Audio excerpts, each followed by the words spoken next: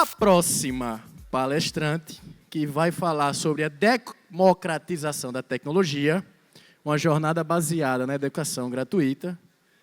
Ela é mestra em engenharia de computação. Eu tenho certeza que o mestrado dela é que nem o meu, não serve para nada no trabalho dela. É que nem o meu. O mestrado a gente não usa para nada. É verdade, quase ninguém usa. Mentira. E desenvolvedora back-end. Através da criação de conteúdos, ela sonha em impactar vidas de forma... Eu vou falar bem lento, que ela está arrumando o cabelo. Sonha em impactar vidas de forma positiva, com o rompimento de barreiras e empoderamento tecnológico. Quem estava aqui no ano passado pôde pegar uma palestra dela que foi bem legal. Ela falou muito sobre como mulheres podem empoderar-se na tecnologia. Reconstruindo a área tecnológica como um espaço acessível e pertencente a todas as pessoas. Então, agora a gente vai ouvir um pouco mais sobre como a tecnologia pode ser acessível para qualquer um que queira trabalhar nela. Vem para cá, Gi Bordion, a Space Coding. Salva de palmas para ela, galera. Saudações. Muito obrigada. Vou me ajeitando aqui, que eu trouxe slides.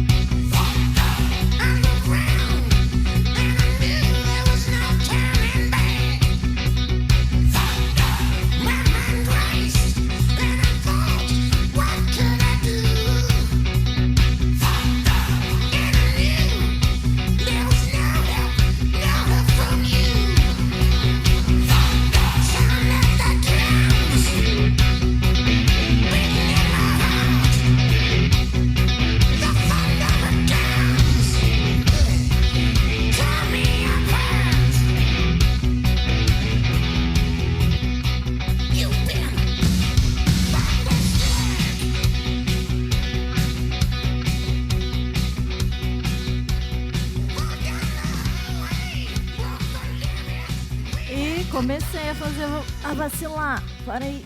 Eita, como se atrapalha. Se tivesse feito um doutorado, tinha aprendido isso. No mestrado não ensinaram, tá vendo? Tá complicado.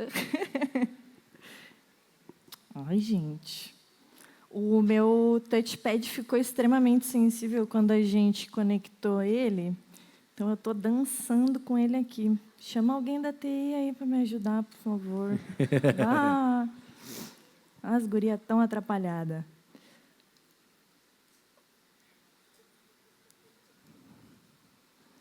Fosse um carro, eu não falava nada. Que mulher não sabe dirigir, né? Mas cada mulher olhando feio para mim agora. Eu vou levar uma lixa da porra quando sair aqui. Eu falei brincando, pô. Meu papel aqui é fazer piada.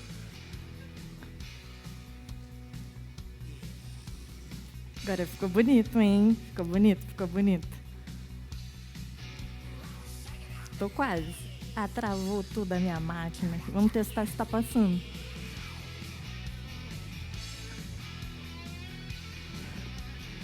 Só vou dar uma dica, viu, Gi? Quando as coisas do Pokémon dão merda, ele dança. Não. Eu ainda não fiz um TikTok dançando, ensinando tecnologia, porque não tenho... Vou ter que fazer uma mentoria com o Poké. Não está passando o slide, alguém consegue me ajudar? Galera aí do staff, pode ajudar, por favor?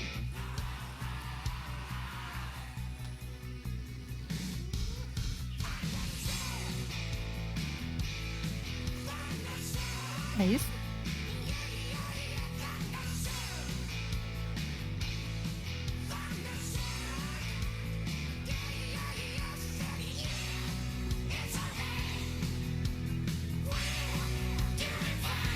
Eu passo com a mão.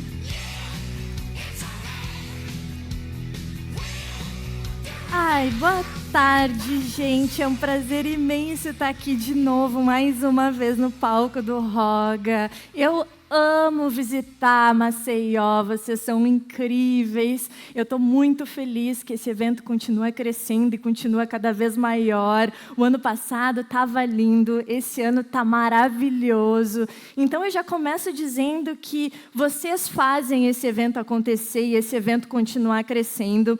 Então, não deixem de marcar, tirar fotos, compartilhar, convidar com os amigos, porque é isso que faz com que a área tecnológica, a criação de conteúdo, a movimentação de comunidades continue crescendo aqui na região.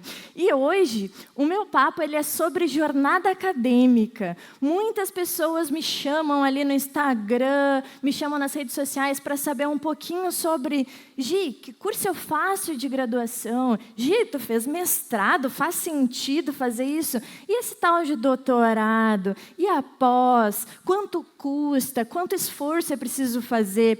E eu também quero falar hoje, especialmente, com quem procura fazer tudo isso de forma 100% gratuita, que foi o meu caso. E eu queria contar um pouquinho da minha história para introduzir, né, o porquê que eu fiz de forma gratuita. Gratuita? Sim, gratuita. Eu nasci lá no interior do Rio Grande do Sul, numa cidade onde não se fala em tecnologia. Inclusive, eu era muito descolada por ter um computador em casa. Só que eu morava no meio do mato, venho do interior, trabalhar com agricultura, essas coisas, campesina. E, inclusive, eu cresci muito próximo do movimento tradicionalista. Inclusive, olha a minha cara de alegria de estar vestida de prenda para as festividades tradicionais do Sul, né? Super feliz, satisfeita com a minha roupinha de prenda.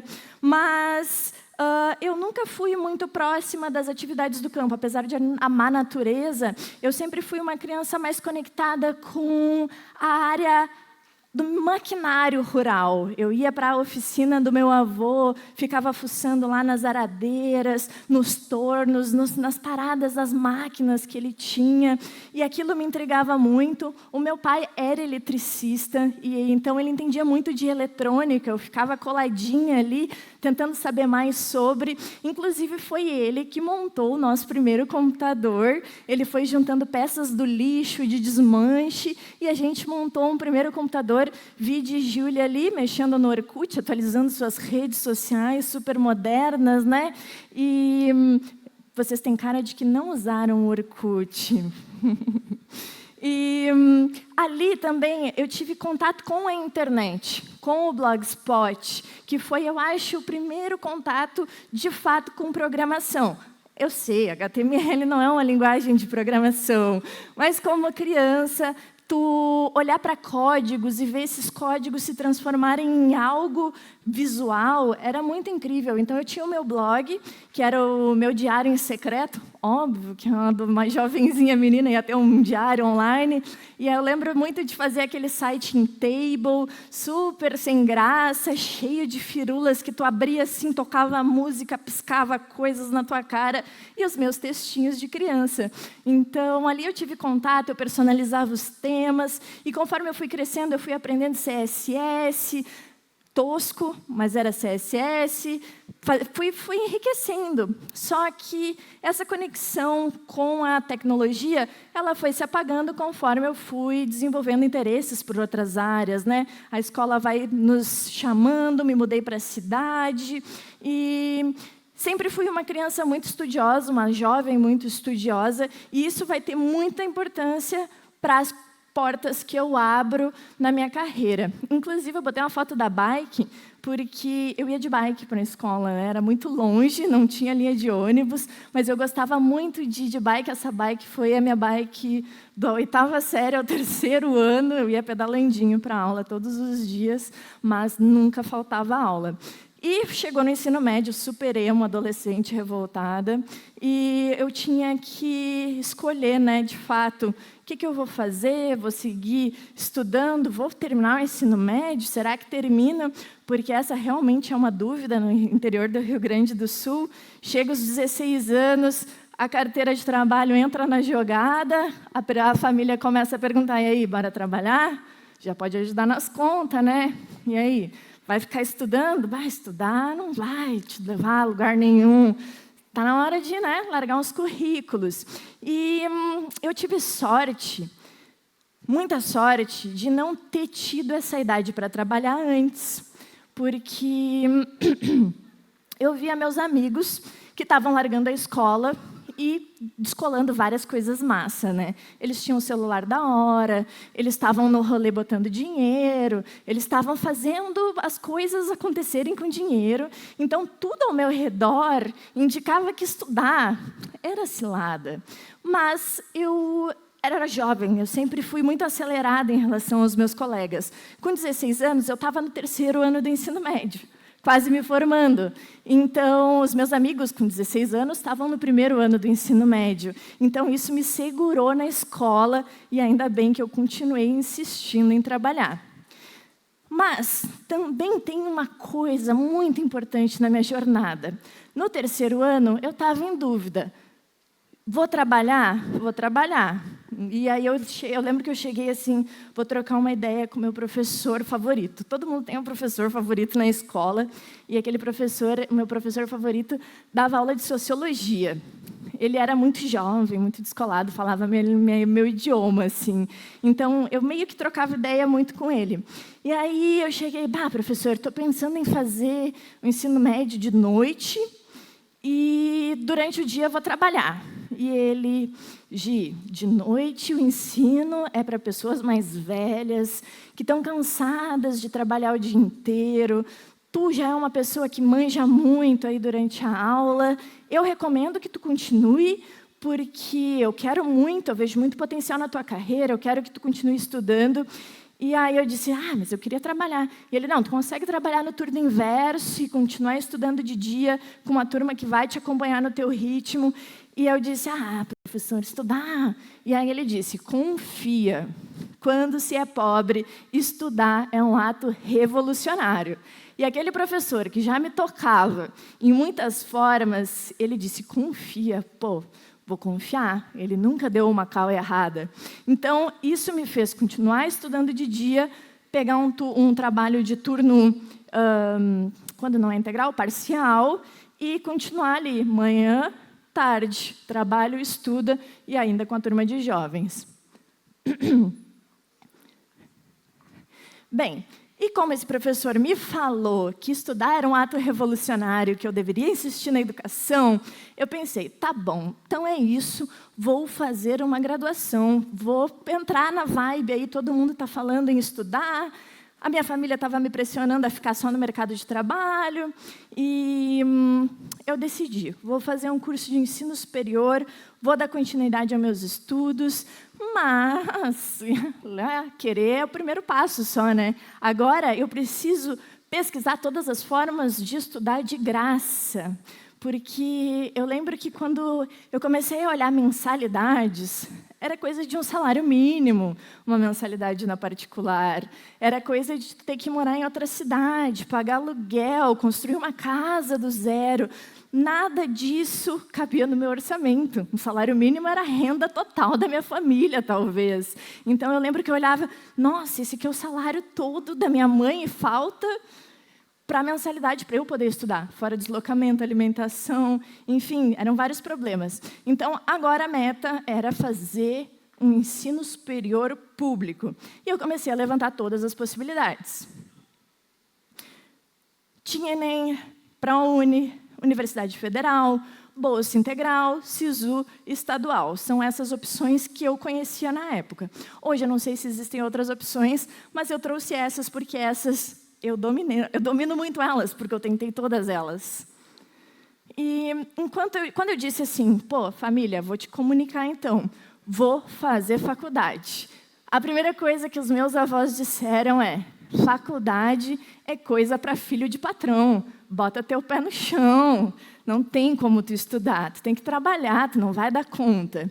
Eu lembro também que, quando eu comentei, mãe, vou fazer o Enem, comentei com os meus pais, tu vai ser amassada, porque os meus pais também tentaram, eles são mais jovens, E eles não conseguiram, foram amassados, porque o ensino público, principalmente do interior, ele não abrange todas as matérias que caem no Enem. Então, de fato, a gente já sai perdendo em relação a quem está em uma escola ETEC, em quem está em uma escola particular. Além de que vestibular também custava caro, tinha um preço, né? Para te fazer um vestibular, tem que pagar uma taxa. Para se inscrever no Enem, tem que pagar uma taxa.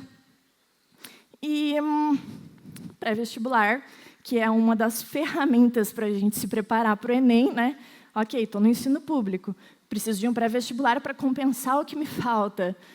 Não tinha. Fui orçar um pré-vestibular, mais um rio de dinheiro que não era viável. Mas uma coisa que eu tinha, que os meus pais não tinham, Google. Eu olhei, poxa, eu tenho todo o conhecimento da internet nas minhas mãos, eu sei usar um computador, eu tinha um blog, então eu já dominava pesquisa, resumo, escrita. Eu disse, vou amassar, eu vou usar o Google. Eles não tinham o Google, eu tenho o Google. Eu não preciso de nada além do conhecimento que está na internet. E aí eu comecei a pensar, né? Minha pergunta agora já não era mais como eu vou entrar de graça, mas como eu vou me qualificar para conquistar um espaço, estar competitiva com quem tem acesso à educação. Então, comecei a olhar, né, o ponto de partida para todos os programas sempre é o Enem, então fiquem atentos ao Enem, façam o Enem todos os anos, se vocês querem entrar numa graduação gratuita. E o Enem, ele te dá uma série, ele tem um edital, que ele vai te dizer o que cai na prova, o que não cai, tudo que está ali envolvido com a prova, o que vai ser cobrado. E como eu já estava ciente de que o ensino público não estava oferecendo a mesma preparação que o ensino privado, eu comecei a ler aquele edital e levantar livro na internet e buscava provas do Enem da versão anterior, provas corrigidas, comecei a dar o meu jeito de estudar. Então, nessas pesquisas, fuçando muito na internet, buscando pessoas, comunidades, pessoas que estavam se organizando, né? Eu encontrei um grupo de professores do setor privado que tinham aberto um projeto social com um pré-vestibular gratuito para pessoas em vulnerabilidade socioeconômica. Gente, entendeu? Se não fosse eu estar ali ligadaça, eu ganhei acesso a um pré-vestibular de forma 100% gratuita. Eu só precisava estar cadastrado lá no CadÚnico. Depois eu vou comentar com você sobre esse programa. E aí a minha rotina era a seguinte: ensino médio de manhã, trabalhar de tarde, cursinho preparatório à noite. E aquele cursinho preparatório, monstro. O negócio era incrível, os professores tinham uma didática maravilhosa, eles abriram portas na minha mente, que eu queria até ser professora. Eles eram tão apaixonados por dar educação, que aquilo me tocou, que eu fiquei, pô, eu preciso devolver isso, eu preciso ensinar também alguém em algum momento alguma coisa. Que aquelas aulas eram maravilhosas. Então, aquilo me tocou muito, aquilo me incentivou muito. Eu aprendi mais naquele pré-vestibular em 6 meses do que eu aprendi a minha vida inteira, sozinha, me dedicando na escola. E, realmente, ali eu vi, o setor privado é forte na educação, os professores são brabos. E eu nunca tive aula de geografia no ensino público. No pré-vestibular eu tive geografia, tudo fez sentido. Foi incrível, eu nunca tinha tido inglês, espanhol. Eu tive inglês, espanhol, francês. A gente tinha os 3 idiomas, porque os 3 tu pode optar por um deles no Enem. Então, aquilo me abriu muitos espaços na mente e foi incrível. Fiquei muito satisfeita só pela oportunidade de estar fazendo aquele pré-vestibular. E, então, comecei a me preparar para o Enem. E aí, aqui vai uma dica muito grande. Comecei com o ar aqui no norte. Eu estou super seca, eu preciso beber mais água, com licença, gente. Vai uma dica muito grande, né? A gente tem isenção para a prova do Enem. Ela custava R$ 65 na época que eu que eu prestava vestibular, só que eu não tinha esses R$65, e eu não sabia que tinha um período que antecede ali a abertura das vagas que a gente pode pedir a isenção da taxa de inscrição. Enquanto eu fazia a correria para levantar os R$65 para a taxa, fiquei sabendo depois que eu podia ter feito de graça. E aí vem a importância de se inscrever no CadÚnico. Na época era o Bolsa Família, agora eu atualizei o slide, né? O CadÚnico. Se tu tiver uma renda X, tu entra ali no CadÚnico, tu se cadastra e tu vai ter acesso a imensas oportunidades de capacitação, educação, bolsas. Então, se inscreve no CadÚnico que tu ganha isenção para a prova do Enem. E sempre ali por maio a junho, que é o prazo que meio que abre as inscrições do Enem, fica super atento. Então, fica de olho que abre o Enem se inscreve e faz a provinha para começar a se preparar, para começar a se aplicar para os vestibulares. Fiz Enem, deu tudo certo, não foi a melhor nota, porque eu estava acostumada a gabaritar tudo na minha vida, tudo que eu fiz eu sempre gabaritei, sempre queria ser a melhor. Tirei 870 pontos no Enem, mais do que suficiente para escolher uma gama muito grande de cursos. Então, deu tudo certo, carregando graduação. Vou fazer graduação, sair daquela prova com o resultado do Enem. Eu vou fazer alguma coisa, eu vou fazer, não importa o quê. Mas, e aí, nesse não importa o quê, eu precisava primeiro olhar para as instituições para depois escolher os cursos. Como eu tinha limitação financeira, não poderia ir para qualquer lugar viver o sonho de cursar qualquer curso. Então, eu comecei a olhar para a universidade estadual, para a federal, e com isso, para entrar nesses dois formatos de instituição, a gente tem que se aplicar para o SISU. O SISU é um sistema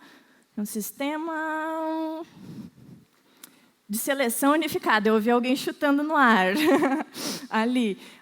Ele vai unificar todas as pessoas em um único lugar para entrar e distribuir entre as graduações. E aí eu comecei a olhar, porque eu ia conseguir entrar, mas eu precisava permanecer. Eu já estava assim, já estava pensando lá na frente. Não vou só entrar, eu preciso manter, né, esse curso até o final. Então, eu comecei a analisar as possibilidades de bolsa, e aí eu descobri que nas federais e nas estaduais, a gente tem um monte de programa super legal. Então, tem sistema de cota, tanto sociais quanto raciais, que eles vão reservar uma quantidade de vagas para a gente. Eu acho, particularmente, sistema de cotas muito injusto. E aí vocês vão fazer, muito injusto, porque são poucas vagas que reservam para as cotas. E eu acho que tinham que ser muito mais vagas, porque eu lembro que, na época, em um curso com 40 alunos, 2 vagas eram para cotas socioeconômicas e a gente era a maioria. Quem não podia pagar era a maioria. Então, eu acho que tinha que expandir as cotas socioeconômicas. Bato muito em cima disso. Educação pública é para quem não pode pagar, então deixa para nós entrar, né? E também descobri que tanto a estadual e a federal, ela também oferecia bolsas de permanência. Então, eu já fui me aplicando para as vagas nas instituições de ensino, pensando, esse aqui tem bolsa de pesquisa e iniciação científica, esse aqui tem uma bolsa ali que vai me ajudar com auxílio alimentação, se eu me cadastrar certo ali na matrícula, auxílio moradia, também posso me aplicar para auxílio transporte, além das universidades que ofereciam inclusão digital. Algumas do governo te dão um notebook para estudar, tablet, oferecem um laboratório de informática maravilhoso. Inclusive, usei muito o laboratório da Federal para rodar os meus processamentos de linguagem natural lá em 2010, quando começando a se falar em inteligência artificial. Só que não rolou. Por que não rolou? A estadual... Lembra a limitação geográfica? Lembra 16 anos?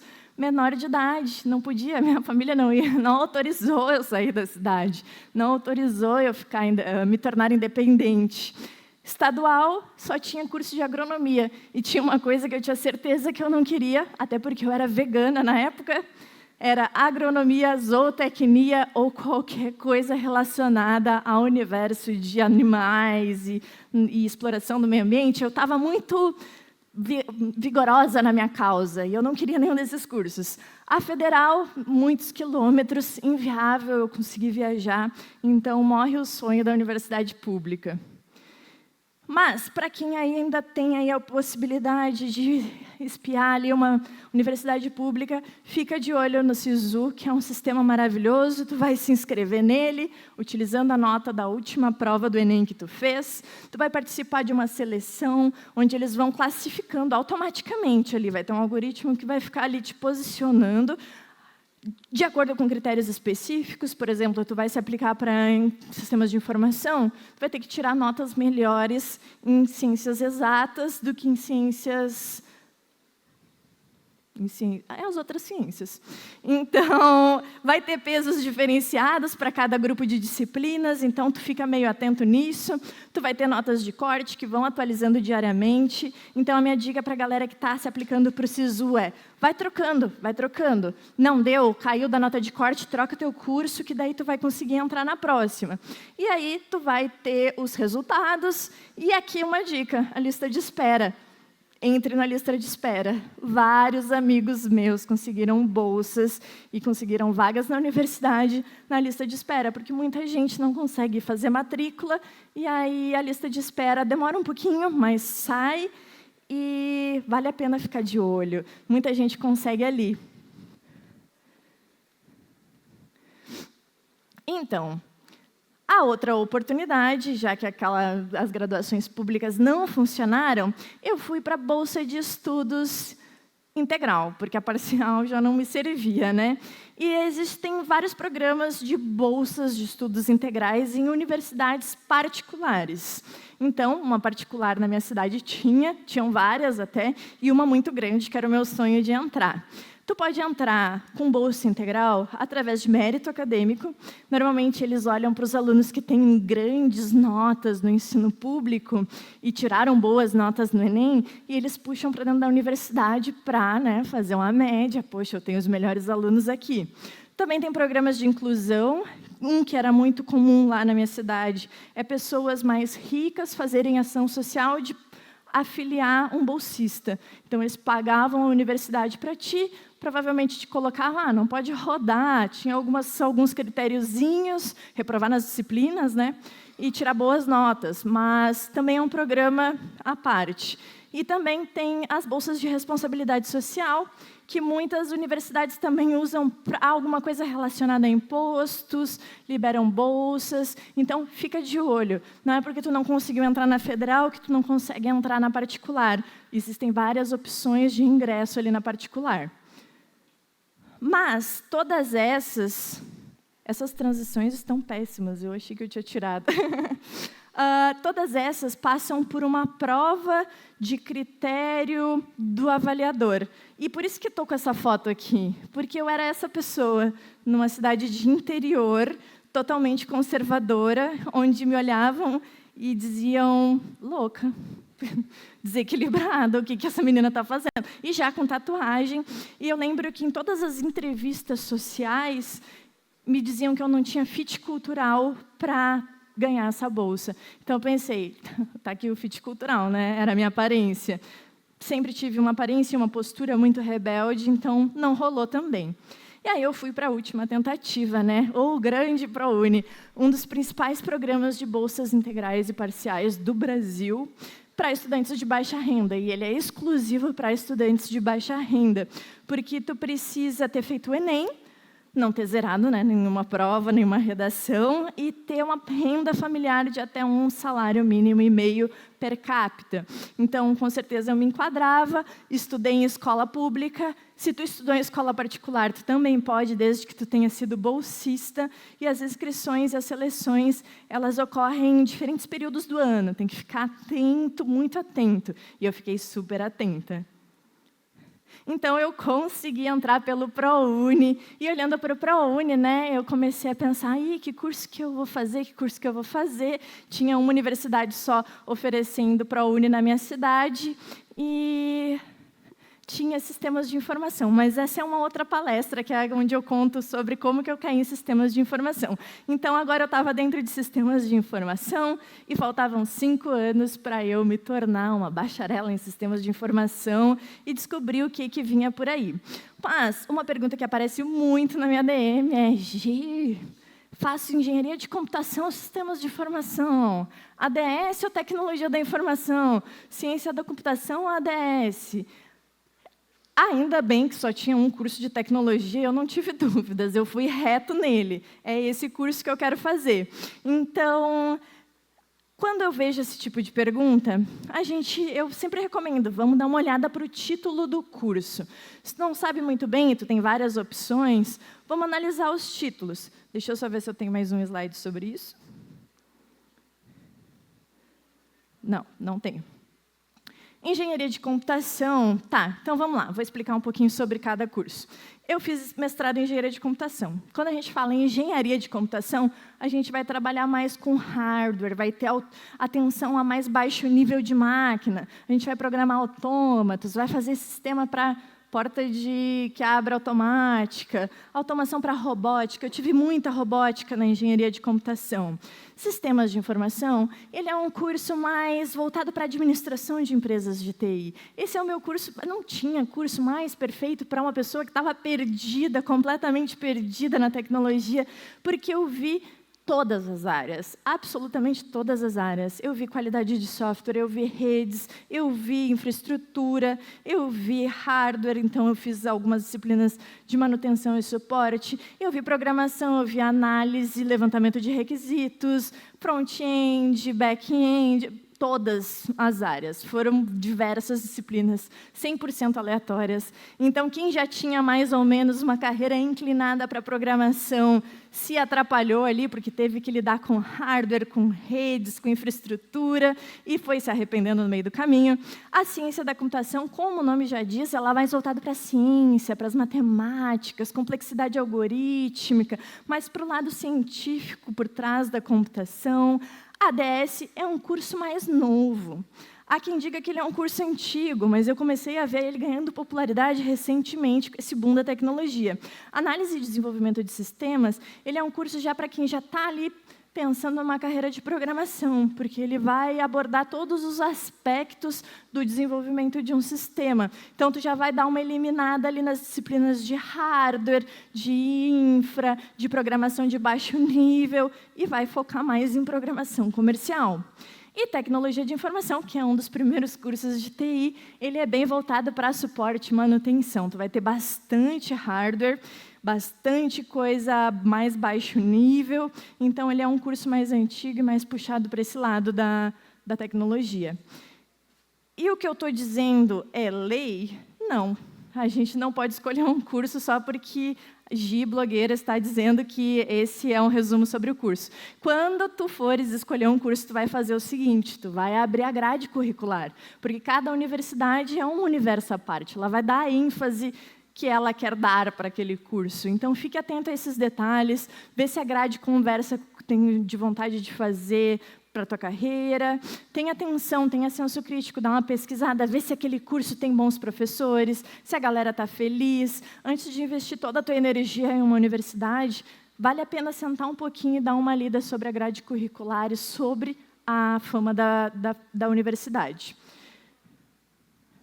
Inclusive, apesar dos nomes dos cursos eles nos trazerem uma boa noção sobre o que esperar, mais ou menos, faz uma análise. Aqui eu deixei um QR Code com uma newsletter que eu falo sobre tecnologia, as minhas vivências, e aqui tem a edição que eu explico cursos de graduação. Então, tem um material completinho ali com todos os cursos, um resuminho sobre cada um, como escolher uma universidade, que passos que tu precisa dar para escolher uma boa universidade. Então, deploy na sexta, só escanear, qualquer coisa, só me procurar também que eu passo o link para vocês.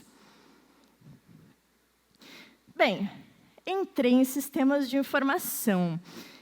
Dentro da graduação, eu aprendi muita coisa. Há quem diga que aprender programação e trabalhar com programação, a gente não precisa de graduação. Mas foi na graduação que eu aprendi tudo que eu sei, tudo que eu sou hoje. Eu não sabia nada, eu só sabia aquele HTML e CSS podre lá do meu blog. E em sistemas de informação, eu comecei a fazer projetos de extensão, ou seja, eu tinha um portfólio gigantesco que eu fiz em cada disciplina que eu ia passando. Na disciplina de qualidade, fazia todos os testes de qualidade possível, pirâmide de testes, aplicava. Disciplina de programação comercial, fiz quase que um ERP completo, que inclusive eu conto numa edição da newsletter, que esse ERP completo que eu fiz para mim mesma foi o que me deu minha primeira vaga de emprego. Também foi ali na graduação que eu fui explorando todas as camadas da tecnologia. Então, graduação é legal. Ela nos traz uma visão holística sobre o todo. A gente não vai estudar só o que a gente quer. Por exemplo, vou só estudar C#. Não, na graduação eu estudei C#, Java, C, C++, COBOL, Assembly. Então, eu tive um pouquinho de cada coisa, um pouquinho de cada paradigma, e fui me descobrindo na área, o que foi essencial para mim, porque eu não sabia o que eu queria. Então, eu aprendi a programar, saí do zero com algoritmos, estrutura de dados, complexidade algorítmica, cálculo, enfim. E eu descobri o mundo da programação como um todo. Eu lembro de sair assim, muito segura para procurar um emprego, porque eu sabia desde fazer uma análise de requisitos, que eu tive essa disciplina, até deploy de um site com infraestrutura. Então, também fiz muito networking, inclusive, até hoje, colho frutos desse networking da universidade, e também aquela pastinha separada lá, fiz muita pesquisa, sempre fui do viés da pesquisa e inovação, então eu olhava para os problemas do meu dia e levava para a universidade para tentar encontrar um algoritmo que resolvesse aquele problema, e agitava todo mundo na universidade, vamos transformar numa startup, vamos fazer um artigo, vamos levar para não sei o quê. Estava sempre pesquisando. Então, a universidade, para quem está com aquele espírito de motivação e inovação, é um lugar assim, que te abraça. E, falando um pouquinho sobre pesquisa, porque também vou entrar no viés da pós-graduação, a pesquisa ela vai exigindo que a gente olhe para problemas do mundo real e tenha uma metodologia para resolver esses problemas. Então, a gente vai desenvolvendo hipóteses, vai levantando teorias, vai analisando os resultados dessas teorias aplicadas. Então, a pesquisa ela é algo legal. Muitas pessoas olham para a pesquisa como um atraso para o teu processo de aprendizado em programação. Mas um programador pesquisador, ele consegue olhar para um problema e, ao invés de ele simplesmente só atacar com o que ele sabe, ele talvez olhe, e se eu analisar a hipótese de que esse problema está sendo causado por uma lentidão aqui nessa infraestrutura, ao invés de só atacar a otimização do código? Ou, e se eu pensar, a gente levanta hipóteses, a cabeça do pesquisador, ela olha tudo como algo maior do que só um problema localizado. Então, eu gosto muito de programadores, pesquisadores no meu time, porque eles sempre tentam ver a raiz do problema além do que está na tua lata. Não vou só remediar, eu vou procurar a causa raiz. E isso a pesquisa nos dá. Então, ela nos traz a habilidade de pensamento crítico na hora de resolver problemas. Isso que é o pensamento crítico, é ir além do que está na lata. E ela também nos proporciona, a pesquisa, uma oportunidade da gente pegar tudo que a gente está aprendendo simultaneamente, dentro de várias salas de aula, em várias disciplinas, conectar tudo, fazer que tudo se converse. Isso era muito importante para mim, porque ver a engenharia de software, ver a qualidade de software, ver a análise de requisitos separadas, ficava vazio, como se nada conversasse. E o que eu tinha muito costume de fazer na universidade era levar todas as disciplinas do semestre e conectar elas em um projeto de extensão. E, para isso, também tu precisa estar ali, do ladinho do teu coordenador. Eu quero tocar um projeto esse ano, quero fazer tal e tal coisa. Separa aí umas disciplinas legais para eu fazer. Chegava assim, no papo reto. E aí ele organizava uma grade que se conversava para mim. Eu não ia só aceitando o que ele mandava. Eu lembro que eu cheguei e tinha inteligência artificial no meu primeiro semestre. Por que eu tenho inteligência artificial se eu não sei programar? Porque daí eu fui lá ler a grade da disciplina, não fazia sentido. Ele, é que o sistema sugeriu. Eu não quero fazer isso. Eu quero primeiro aprender a programar, para daí eu poder aproveitar a disciplina de inteligência artificial. Então, tu tem que ter essa troca. Tu não pode só aceitar o que o teu coordenador está te passando. E assim, tu vai personalizando a tua experiência dentro da universidade. E é isso. A pesquisa, sou uma grande defensora da pesquisa, ela também nos incentiva a ter aquele olhar de inovação. Então, eu saía de casa até a universidade, olhando para todos os lados. Qual o problema que eu vou resolver com tecnologia? Então, eu estava sempre procurando um problema para resolver, e eu resolvia problemas. Resolvia o problema da linha do busão, que eu nunca sabia qual era a hora que o meu ônibus ia passar. Resolvi, fiz uma pesquisa que mapeava as linhas e, com inteligência artificial, me indicava a melhor linha de ônibus para eu ir para a aula. Então, eu chegava, tem aula hoje, tal e tal hora, preenchia ali os formulariozinhos, submit, a Iago espia para mim a melhor hora de ônibus para eu ir para a parada, pegar o meu ônibus e ir para a universidade. Então, eu estava sempre resolvendo problemas para ficar mais tranquila no meu dia a dia, para botar as ideias em prática e, quem sabe, né, ganhar um dinheiro um dia com uma ideia genial. E uma coisa que a gente tem e que ninguém teve é YouTube. Nossa, eu tinha YouTube. Eu não deixava só o conhecimento de sala de aula como a minha fonte de conhecimento sobre tecnologia. Eu corria para o YouTube, fazia aula de programação, complementava as aulas com outros conteúdos externos. Foi nessa época, eu botei sintaxe do for, mas era para ser a sintaxe do for em C#. Foi no início da graduação que eu conheci o canal do Marco Oratti, que assim, foi incrível. Aquele canal, ele me transformou uma mini construtora de sistemas na faculdade, porque aquele blog simplesmente tinha tudo. Era um blog, nem era um canal do YouTube. Agora eu até acho que ele tem um canal no YouTube, mas eu encontrava todos os problemas que eu queria resolver ali. Eu não deixava só o professor me trazia o conhecimento. Eu ia atrás do conhecimento de diferentes perspectivas, levava essas perspectivas para a sala de aula, debatia. Então, tu tem que estar ligado. Poxa, a gente está cheio de recurso e tu tem um professor que está ali para te guiar nesse processo de exploração. Por que não utilizar isso ao teu favor? E aí, me tornei desenvolvedora júnior, ali pelo meio da faculdade já. No primeiro semestre eu já estava com estágio, mas esse também é um outro papo de carreira que a gente pode ter depois e que eu já contei lá no Deploy na sexta. Mas no meio da universidade eu já era desenvolvedora júnior, porque logo que eu aprendi algoritmos, já corri para a internet para aprender uma linguagem de programação, já voltei para a universidade com ideias de resolver projetos. Esses projetos eu já joguei no portfólio. E no meio da graduação eu já estava ali, desenvolvedora júnior, já tinha me mudado para a minha primeira casa sozinha. Essa foi o primeiro móvel da minha casa.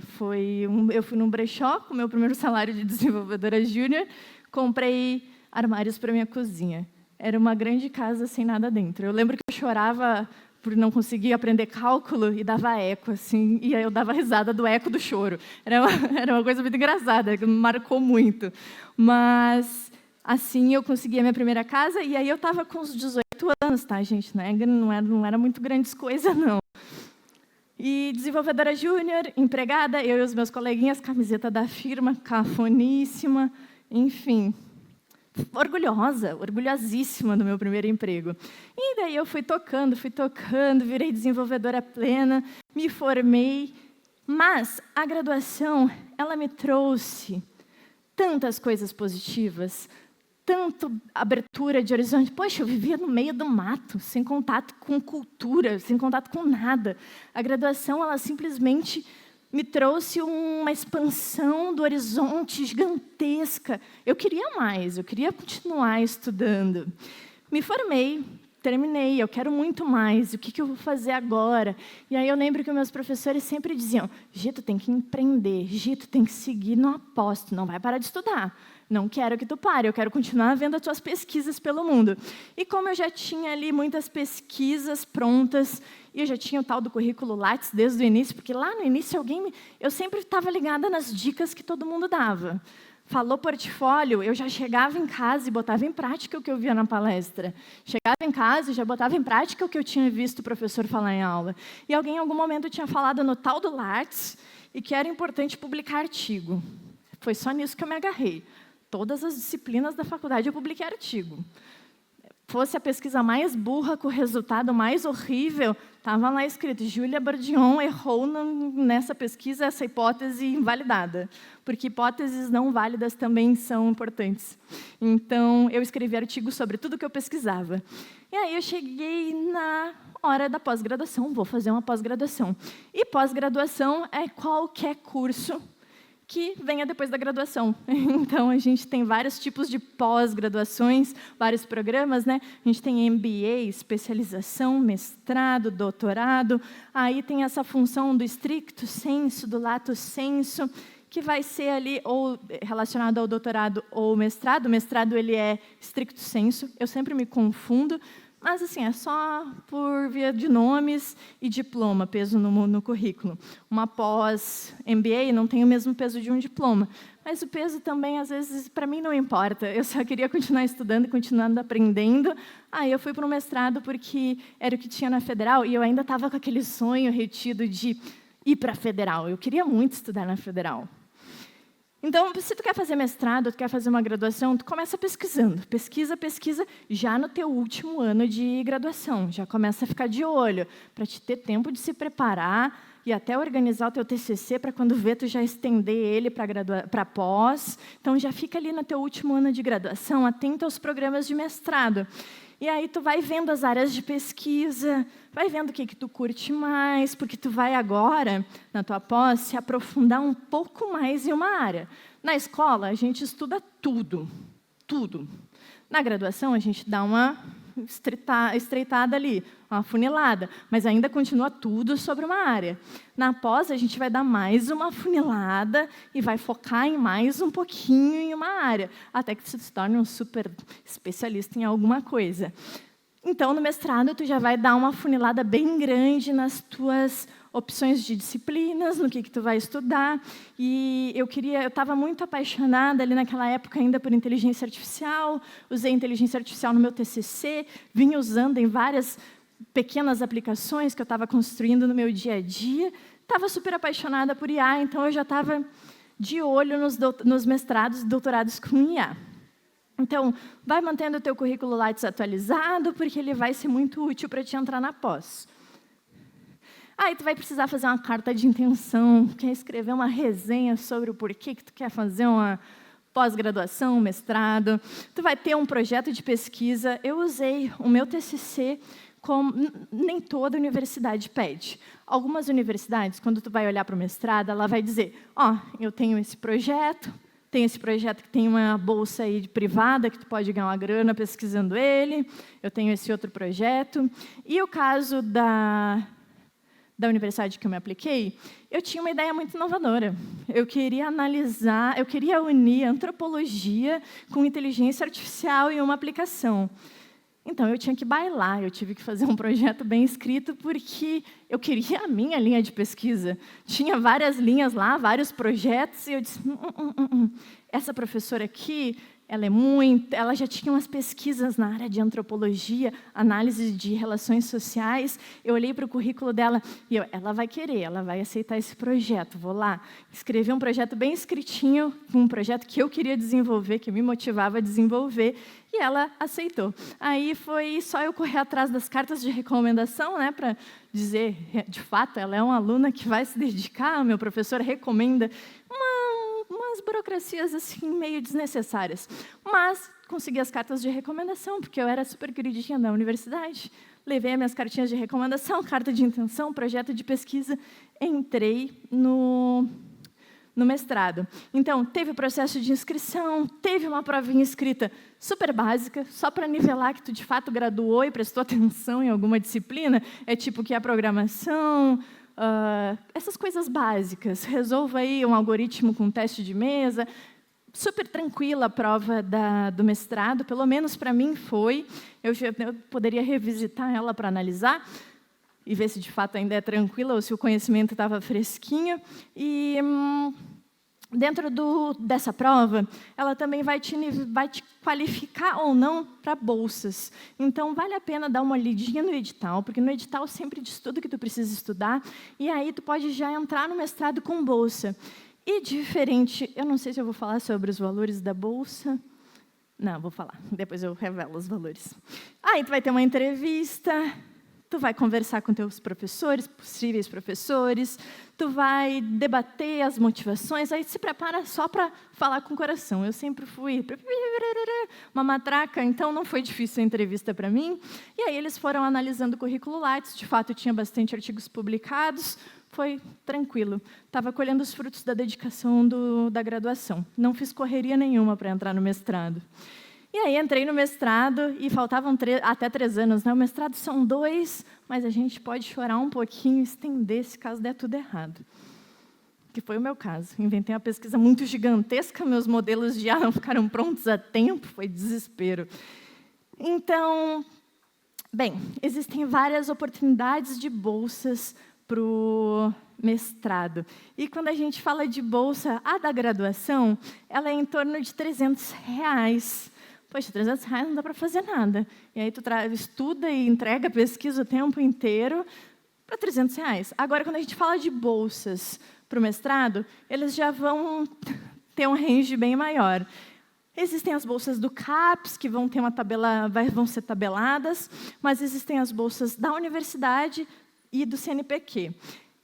CAPES e CNPq nem sempre são tão interessantes, mas as bolsas de tecnologia no mestrado, que são injetadas por instituições privadas, vão de R$4.000 a R$10.000. Eu já vi gente pesquisando coisa na área de engenharia biomecânica, pesquisando para uma instituição privada, fazendo uma pesquisa, uma inovação para entregar um produto para o setor privado, e estava recebendo um bolsão de estudos. Então, aqui a brincadeira começa a ficar melhor para quem é pesquisador, principalmente na área da tecnologia, porque quando a gente olha para os outros cursos, poxa, a galera está matando cachorro a grito, quando a gente diz no Sul, assim, porque são muito pequenas as bolsas. Agora, olhando para a tecnologia, a gente tem um investimento do setor privado. Então, fica muito ligado, que às vezes tu consegue entrar numa linha de pesquisa para pesquisar para uma instituição privada e ela te dá uma bolsa bem melhor do que CNPq e CAPES. CNPq e CAPES já são ótimas, vão de R$2.000 a R$4.000. Eu já não me lembro dos valores atualizados, mas nessa época eu não peguei nenhuma dessas bolsas porque eu já era desenvolvedora plena. E aí eu continuei estudando, sendo programadora manhã e tarde, e fazia o mestrado à noite. Na verdade, era tarde e noite, meu estudo, e o mestrado de manhã. Porque eu também já estava home office. Eu lembro que eu falava, sou home office, e a galera, tu trabalha de casa. Que loucura! Ninguém acreditava que eu trabalhava de casa, era muito legal, me achava muito importante, assim. Foi muito antes da pandemia, foi uns 3 anos antes da pandemia. Então, no mestrado, por que eu te incentivo a entrar no mestrado? Né? Eu aprendi a dar aula, a gente tem... Para quem não quer dar aula, é péssimo, mas a gente aprende metodologias de ensino, metodologias de aprendizado, como estruturar uma aula, como fazer isso, como fazer aquilo. O meu mestrado foi bem didático. Dei 1 ano de aula para todas as disciplinas que nenhum professor queria dar, aí eu era professora substituta.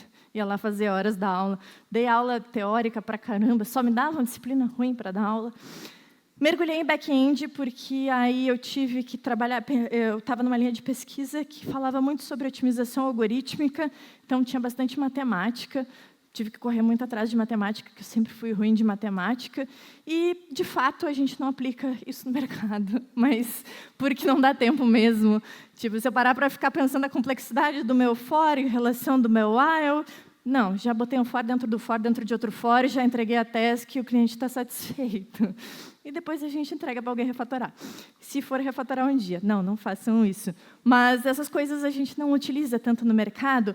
Não hoje em dia. Eu espero que um dia eu consiga utilizar, entendeu? Porque, poxa, a gente está falando cada vez mais de clean code, de otimização de back-end, pensando em cada milissegundo, a importância do custo desses valores, quando a gente pensa no total.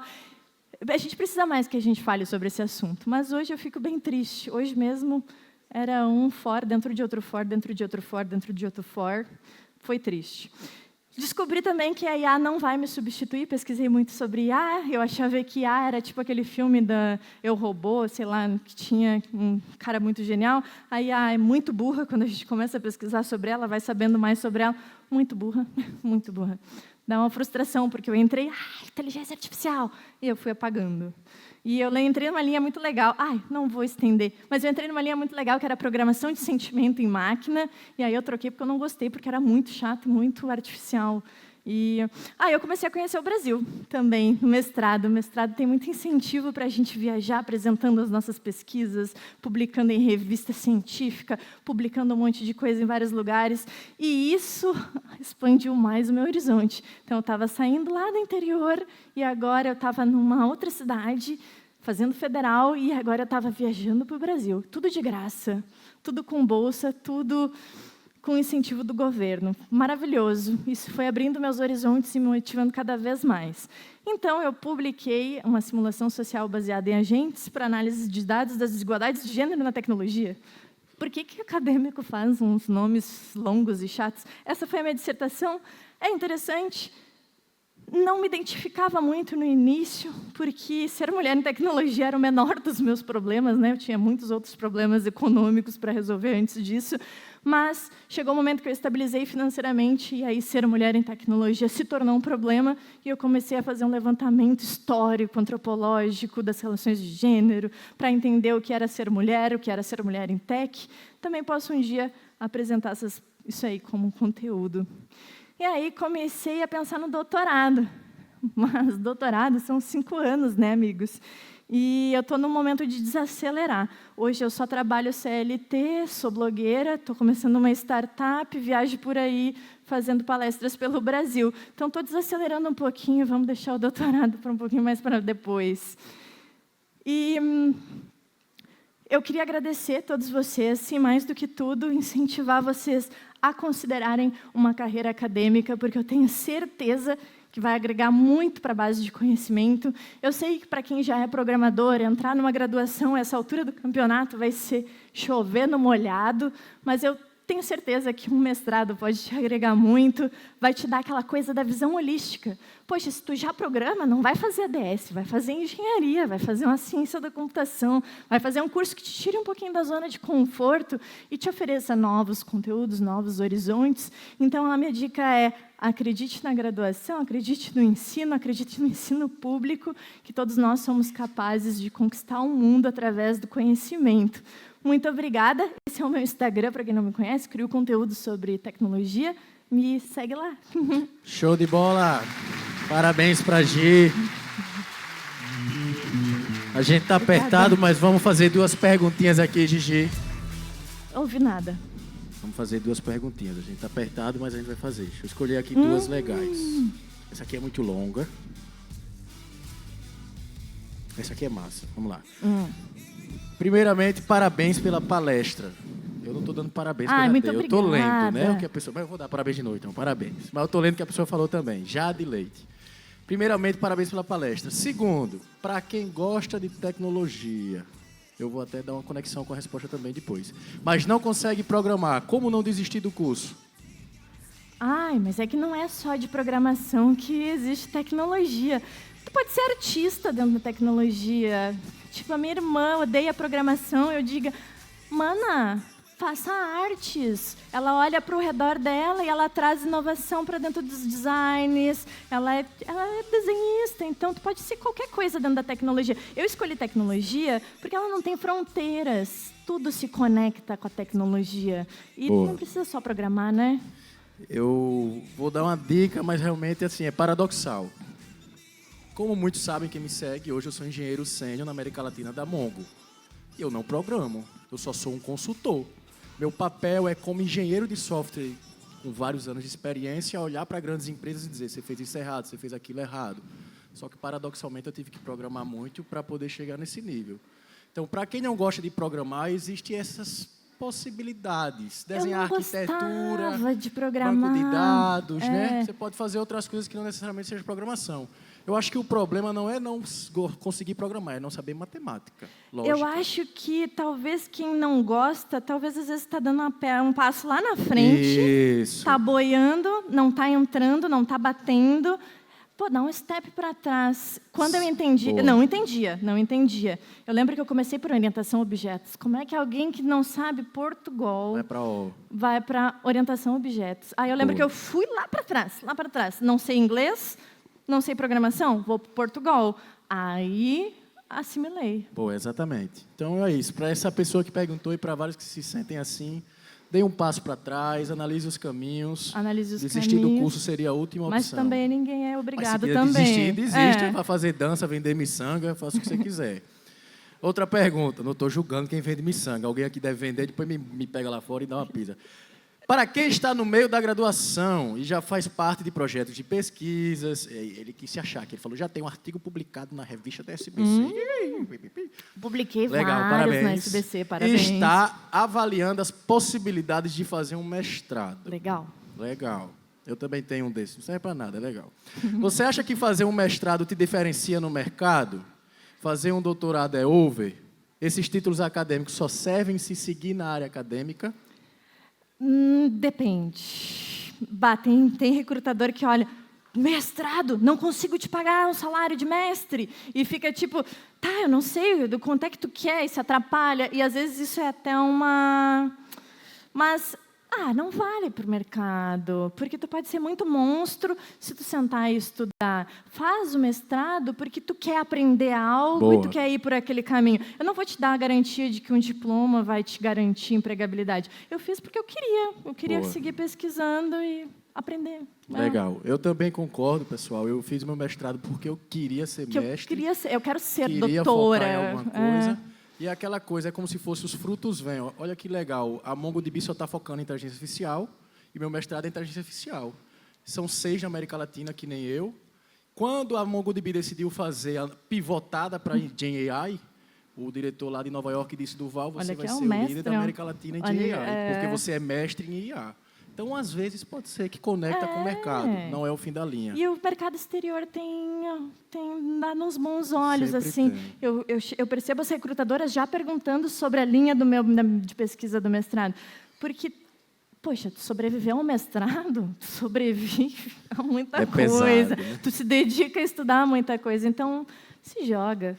Vai depender do que você quer, exatamente. Né? Mas, sim, é mais área acadêmica do que mercado. Então, tem que gostar da área acadêmica, como a Gi falou. Aprender, ensinar, estudar algo novo. Legal, galera. Salva de palmas para a Gi mais uma vez. Obrigada! Obrigado, Gi.